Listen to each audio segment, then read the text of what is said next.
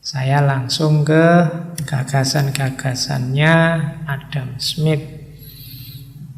Oke, yang pertama ini dulu. Ekonomi itu kan tindakan manusia, perilaku manusia. Menurut Adam Smith, motifnya perilaku itu paling tidak ada 6. Jadi tidak ada perilaku, tidak ada tindakan yang tidak ada motifnya. Selalu ada motifnya. Yang pertama apa? Self-love.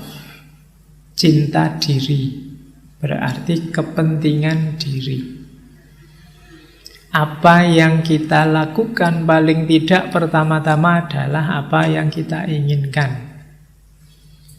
Berarti kita mewujudkan apa yang kita inginkan. Ini sebenarnya sebentuk self-love. Kenapa kamu ngaji? Mungkin jawaban paling banyak ya suka aja.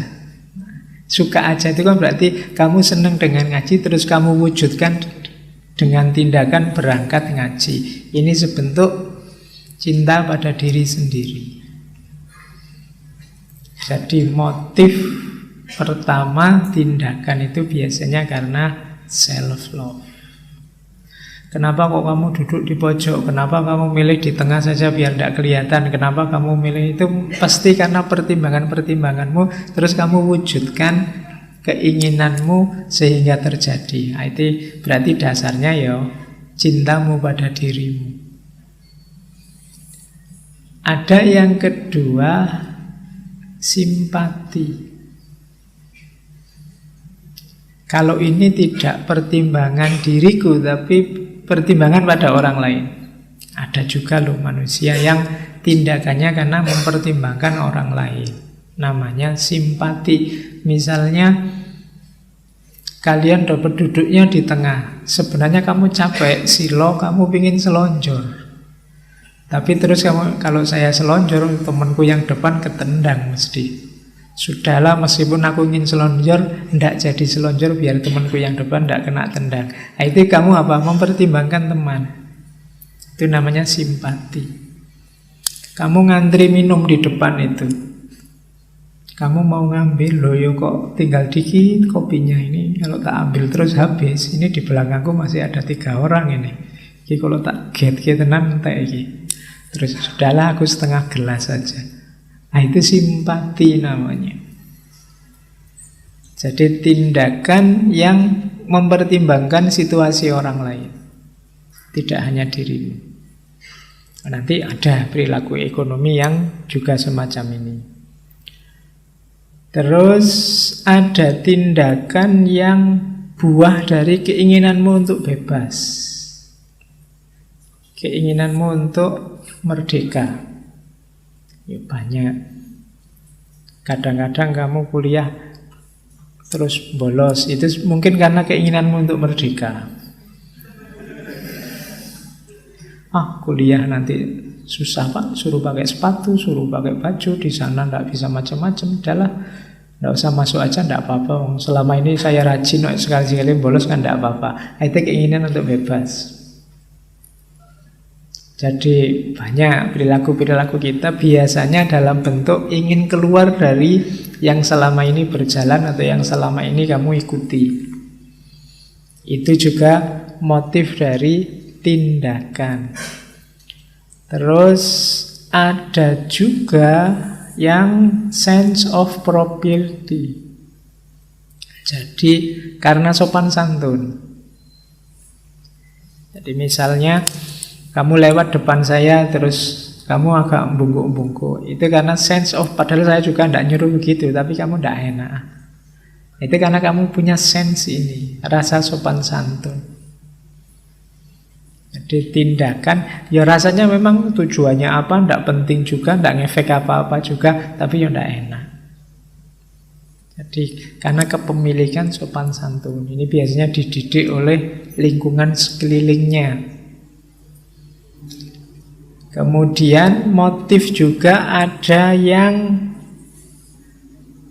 memenuhi kebutuhan dengan cara bekerja sama dengan orang lain. Kalau tadi yang cinta diri tadi memenuhi kebutuhan yang bisa kamu penuhi sendiri. Tapi nanti ada memenuhi kebutuhan yang tidak terpenuhi kalau tidak ada orang lain. Biasanya terus dengan model barter. Entah barter apa dengan apa. Aku butuh untuk didengar, kamu butuh untuk mendengar. Ini kan barter. Meskipun ya tidak enak di aku, capek. Kamu tinggal dengerin. Tapi ini kita sama-sama butuh sebenarnya. Kamu sama dosenmu, kamu sama orang tuamu, kamu sama temenmu ikut panitia apa, pekerjaan apa. Itu kan kita saling butuh, saling barter. Jadi ada tindakan yang untuk memenuhi kebutuhan tapi membutuhkan keterlibatan orang lain. Jadi motifnya sama sebenarnya kayak self-love tapi butuh orang lain.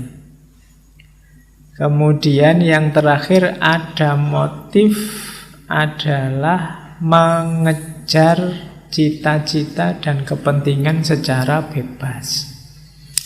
Jadi kalau tadi kan ingin membebaskan diri, sifatnya freedom of. Kalau yang terakhir ini ingin melakukan sesuatu, sifatnya freedom for, bebas untuk. Kalau ini butuh kecerdasan, butuh kreativitas. Bebas dari lebih gampang. Tapi bebas untuk tidak bisa sembarangan. Kayak mahasiswa misalnya, silahkan kamu nyari judul makalah sendiri, bebas. Itu kamu biasanya malah bingung. Enaknya apa ya Pak? Ada usulan enggak Pak? Kan mesti kamu gitu. Ini bebas, padahal kamu sudah dibebaskan. Tapi bebas untuk itu memang butuh kreativitas, butuh kecerdasan. Kalau bebas dari lebih gampang. Jadi bebas dari kuliah kan enak. Bebas dari aturan lebih gampang. Asal kamu tidak begitu sudah bebas. Tapi begitu bebas untuk, nah, orang mulai berpikir harus ngapain. Jadi ada 6 motif tindakan. Kalau kita ingin melakukan sesuatu biasanya tidak lepas dari 6 ini. Tindakan ekonomi itu juga bisa masuk di 6 motif ini. Kadang-kadang memenuhi kebutuhanmu sendiri, kadang-kadang dalam konteks dermawan, membantu orang lain, kadang-kadang dalam rangka bebas dari aturan-aturan yang mengunggung, kadang-kadang untuk sopan santun, basa-basi, kadang-kadang untuk dalam rangka kerjasama dengan orang lain atau melakukan kreativitas-kreativitas. Jadi ada 6 motif tindakan.